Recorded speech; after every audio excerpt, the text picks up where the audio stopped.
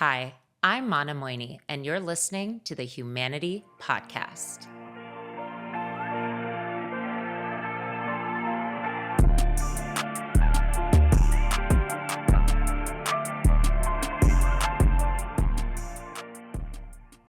Welcome to the Humanity Podcast. I'm your host, Mana Moini. Today's episode focuses on a complex and pressing issue, food insecurity. It's one that affects many Americans and people around the world. My guest today is Sarah Moberg. She's the CEO of one of the largest food banks in the United States, Second Harvest Heartland. They service over 59 counties in Minnesota and western Wisconsin, distributing millions of pounds of food each year. We're going to have an honest conversation as two human beings who see the impact of food insecurity, not only locally in our communities, but across the nation. I hope you walk away from this episode armed with more information and inspired to use your voice for change. Hi, Sarah. Good afternoon, Mana. Thank you so much for being here today. Well, thank you for having me. It's an amazing opportunity to be with you and your listeners. I'm honored to have you on the show. We are here at the Second Harvest Heartland headquarters in Brooklyn Park, Minnesota. Beautiful facility. Yes. Truly. Thank you. We're so proud of it. Very impressive. Very impressive. And we'll have images and everything of the whole place to share with the viewers and the listeners. You are obviously the CEO of this organization. It is Hunger Action Month in September, so I know you're very, very busy. Appreciate you being here. But I think first and foremost, you are a human being who cares. And we just wanted to have a dialogue to shine light on this issue that maybe people know that there's food insecurity happening, but they're not really talking about it or learning about it because life is busy and we all have things going on. So I really appreciate you being here. That is so true. And I feel like oftentimes food insecurity and hunger can be hidden. And so the opportunity to bring awareness to it, like today is, and all of September as Hunger Action Month is really good. So let's jump right in. What does the hunger issue look like right now? I know that in Minnesota, 1 in 5 individuals are not getting the food that they need. Is that on par with the rest of the nation? Is it getting worse? Like, where are we at? Just kind of to level set everybody. Sure. Well, right now, Americans are having a hard time affording their lives. And think of the prices that we see in grocery stores, the increased medical costs, childcare costs, housing costs. All of those can add up.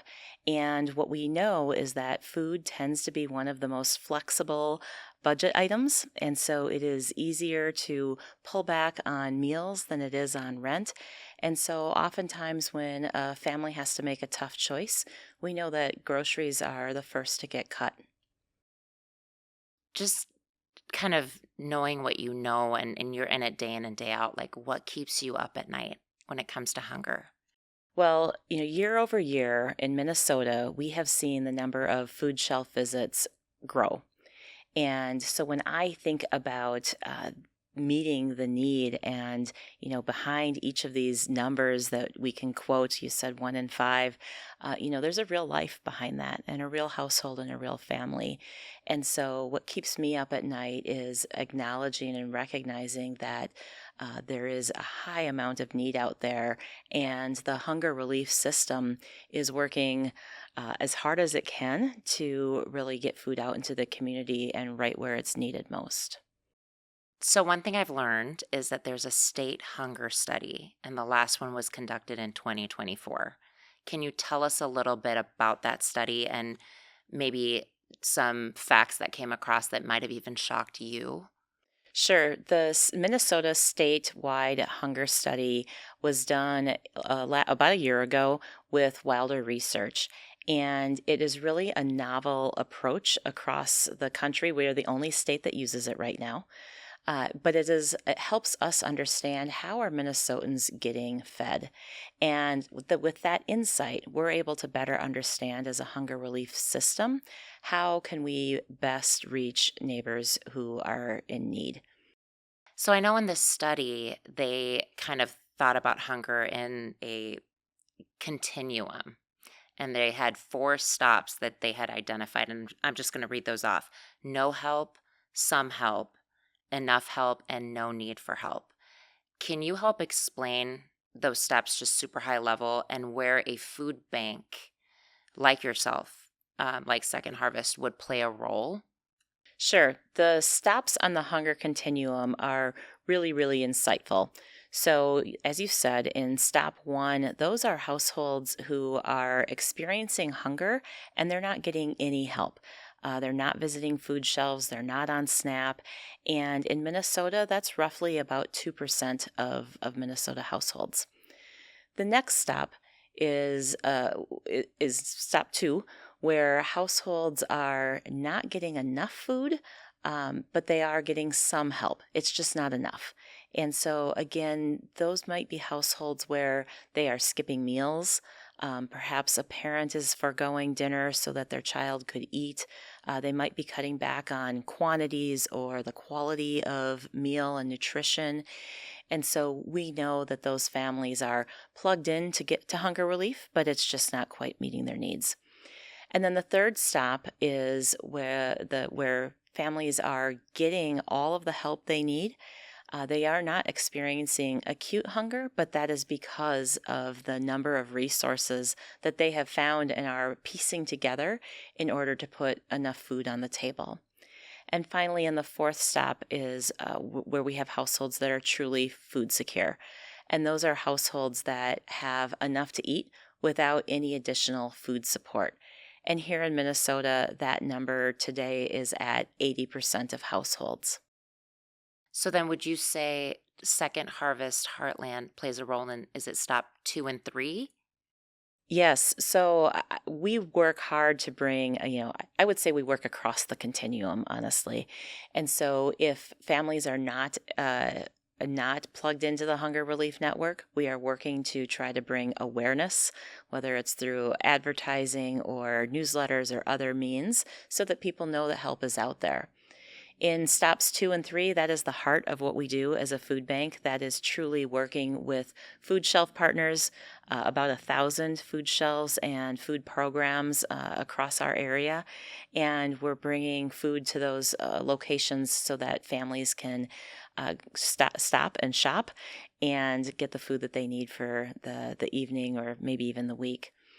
And then recently, we have been really working with new partners to try to understand how might we bring stability to households and how could we use food as an access point or an entry point so that households can have the food that they need without actually needing the Hunger Relief Network. Talk a little bit more about Second Harvest's mission to end hunger. Do we think that that's realistic and attainable? Sure, our mission is to end hunger. And about a year or two ago, we launched a really big, bold community moonshot. And that moonshot is to cut hunger in half by 2030. So, based on the data that we collected in the survey, that means that by 2030, we want to see 90% of Minnesota households food secure. We want 90% of Minnesotans to have the food that they need. And that is bold, but I believe in Minnesota. We are a state where communities know how to show up for each other. And, but it will take all of us back at the table to really make this happen for our community. And just for the folks who aren't clear, what is the difference between what you guys are, which is a food bank, and food shelters? Sure. So, a food bank like Second Harvest Heartland, we source large quantities of food. We rescue food from local growers, as an example, or even national manufacturers. We bring those large quantities in and then we break them down into smaller amounts and ship those out to the food shelves where families can come and get the food that they need. So, it truly is a partnership.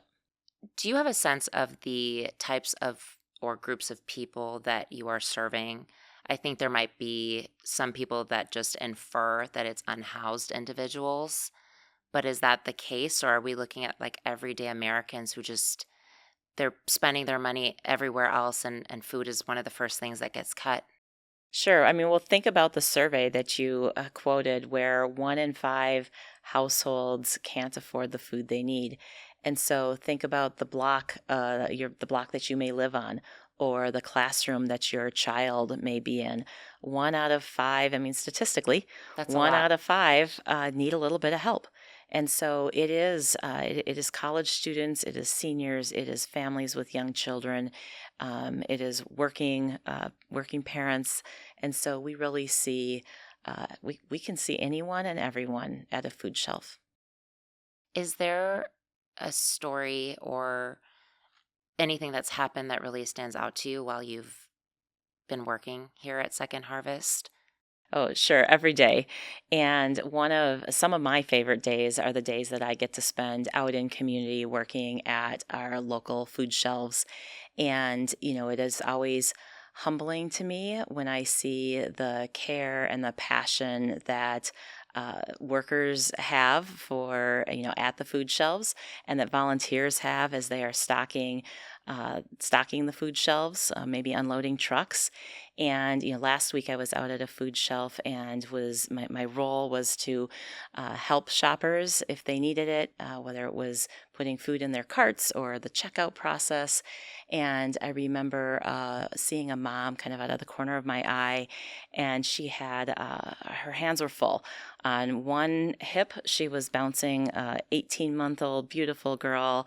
On the other side of her, she was kind of coaching a teenage son with special needs to come through and to follow her through that food shelf experience. And so I was able to take a bag, and she pointed at the types of produce that would help her make a meal for her family that night.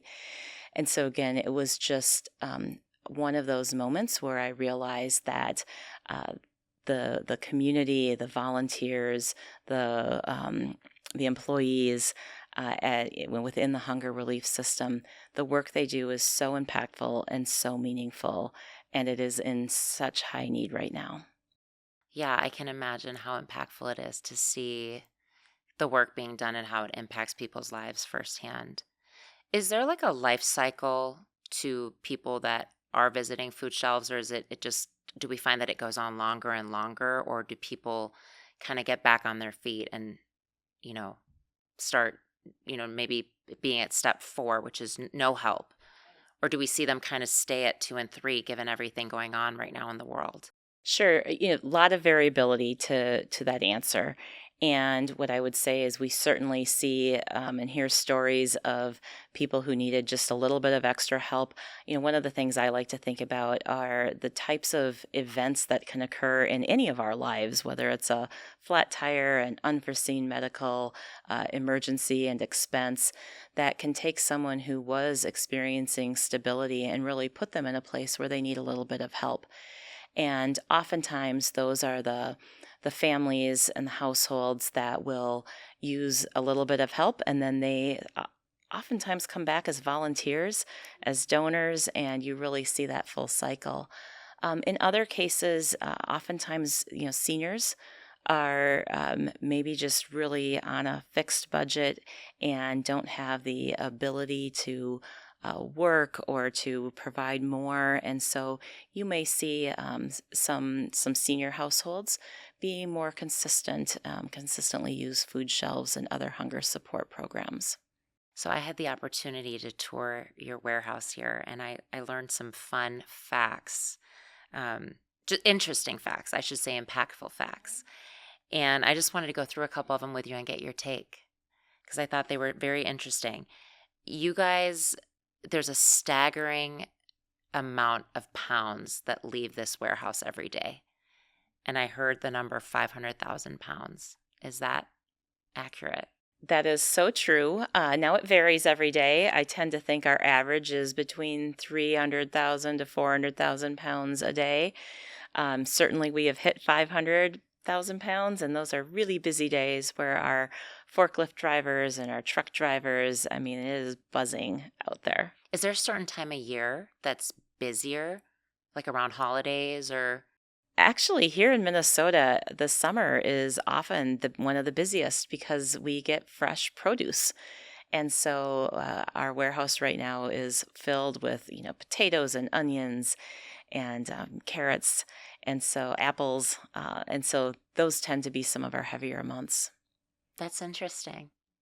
I know milk is your number one distributed item. Very interesting. And you guys actually offer that item for free, which is really amazing. I don't know if you want to speak to how you're able to do that or why you're doing that. Sure, we do. So, milk and actually produce tend to be the two most requested items from food shelves, and they tend to be, universally liked. And so we really put a focus in our how we create our budget to make sure that those items are available year round for food shelves to pull from our inventory. That's amazing. Is there an item that like surprises you that it gets requested or just flies off the shelves? Well, interestingly, a lot of household items will fly off shelves. So if we have a manufacturer donation in detergents, soaps, feminine care products, occasionally we'll get some, diapers in. Pet food tends to be an area that people don't think about being in our inventory, but it is. I remember learning that you guys also do pet food, and you said to me, well, they're part of the family. And it totally makes sense. And I think that's amazing. Speaking of just kind of the whole community stepping in, there's about 10 million pounds of produce annually that's donated by local farmers. That's amazing. That's a really big number. It is. And like I say, I love Minnesota because everyone shows up for the community. And one of my favorite food streams is our produce that comes from local growers. And so think about a potato that is just too big or maybe a little too small. And so your local retailer wouldn't want to put it on their shelf. But it is edible, it is nutritious, it has all of the good things in it. It just isn't maybe the right shape. And so we work with our growers to collect that excess, unsaleable produce, bring it in large quantities, and then we have an amazing volunteer operation that will sort that produce, put it into smaller bags, and then we get it right out to the food shelves, sometimes within the week. So it's a quick turnaround. Wow.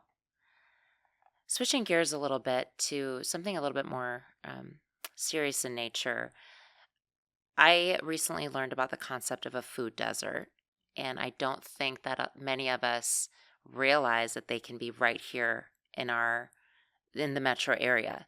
Can you talk about what a food desert is and maybe help us identify some that are around in the metro area that the listeners, the audience may not even know exist?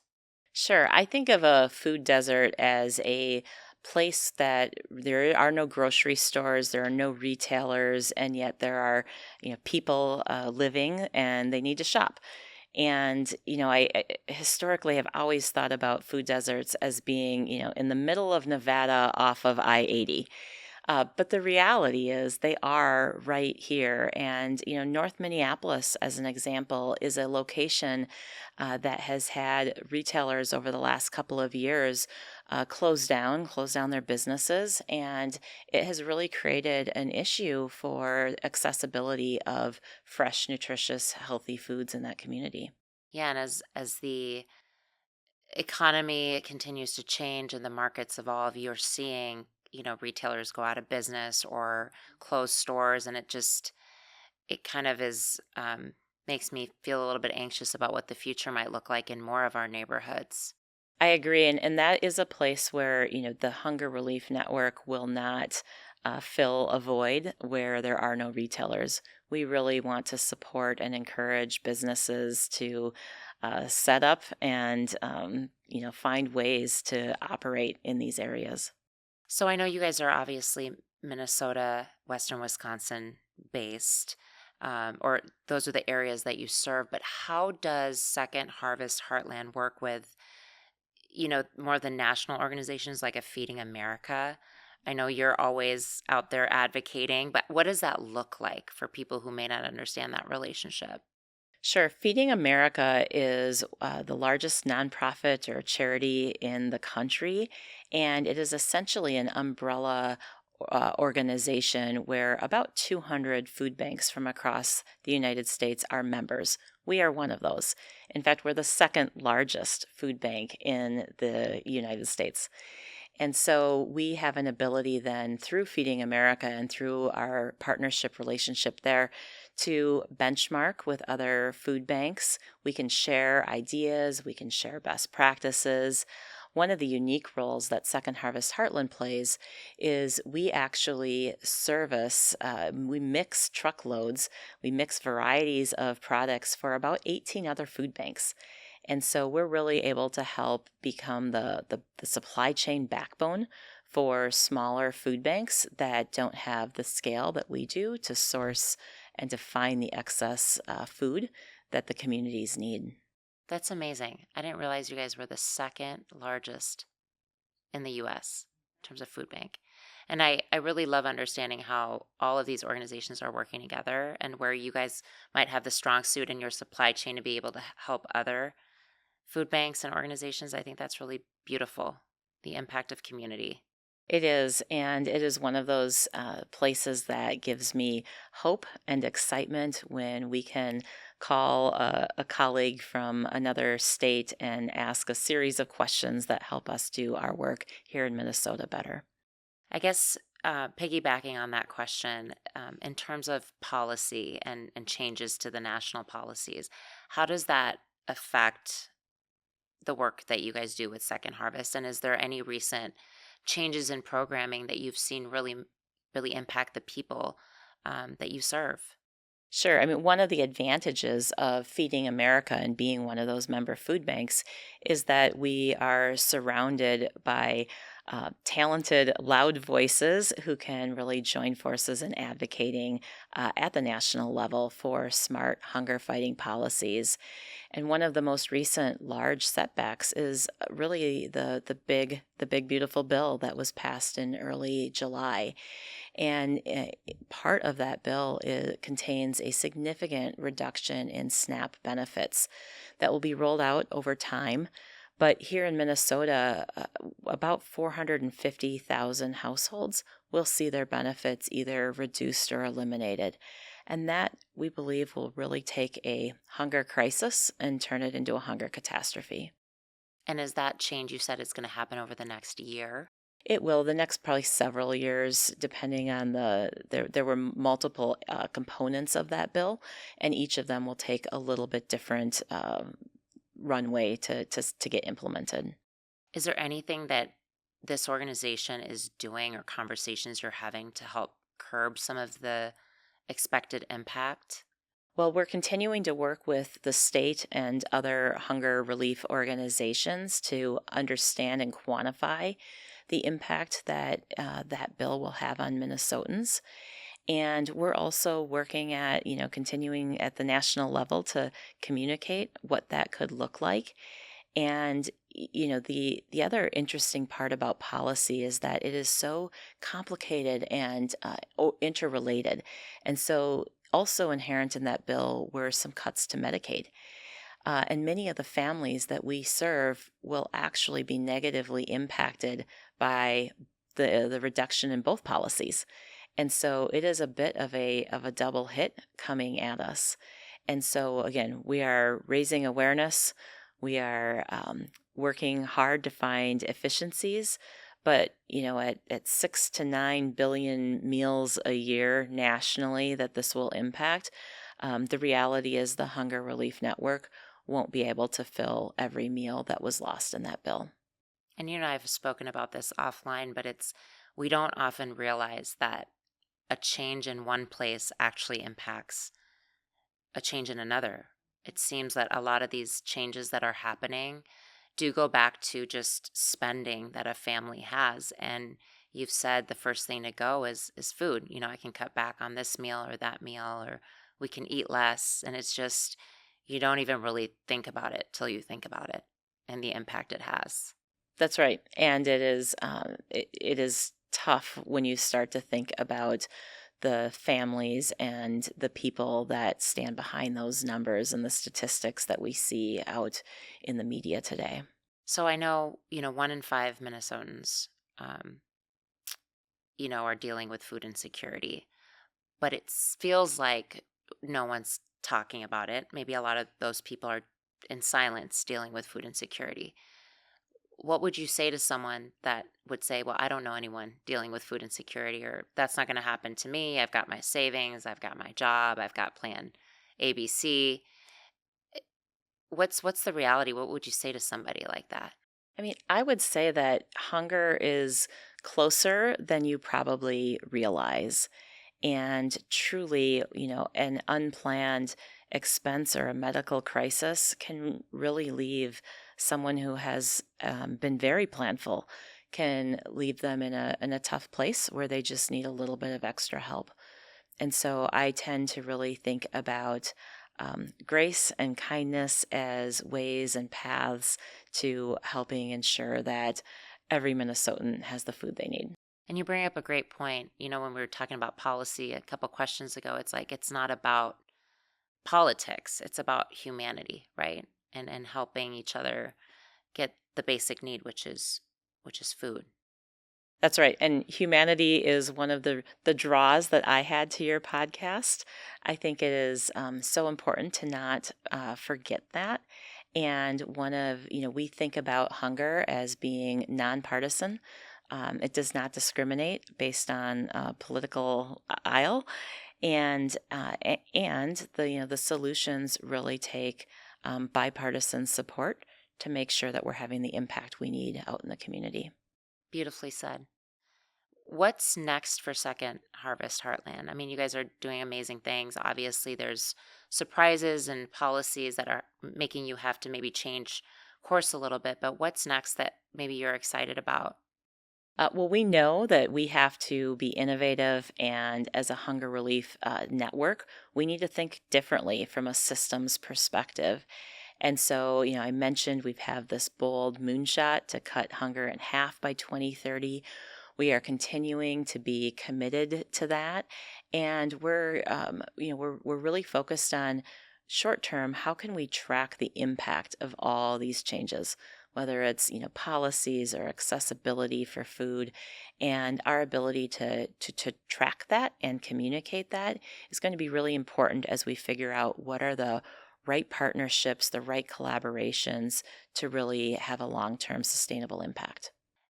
If there is someone who is looking to get involved or help, not just this organization, but just in the mission of helping to cut hunger in half, what would be your advice, or what would you tell that individual? How can they get involved? Oh, we need everyone at the table to help us end hunger.